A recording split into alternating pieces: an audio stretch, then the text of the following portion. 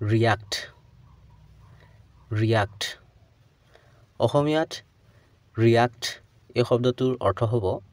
প্ৰতিক্ৰিয়া বা প্ৰতিক্ৰিয়া প্ৰকাশ কৰা অৰ্থাৎ কিবা এটা ঘটা বা কোনোবাই কিবা কোৱাৰ বাবে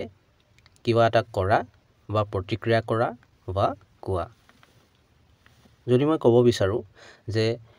মই ভবা নাছিলো যে তেওঁ তেনে প্ৰতিক্ৰিয়া প্ৰকাশ কৰিব তো তেতিয়া মই ক'ব পাৰো যে I didn't expect him to react that way I didn't expect him to react that way বা যদিহে মই সুধিব বিচাৰো যে আপোনাৰ পৰামৰ্শৰ প্ৰতি তেওঁ কেনে প্ৰতিক্ৰিয়া প্ৰকাশ কৰিছিল তো তেতিয়া মই ক'ব পাৰো যে how did he react to your suggestion how did he react to your suggestion চেনেলটো সাবস্ক্ৰাইব কৰি ল'বা কাৰণ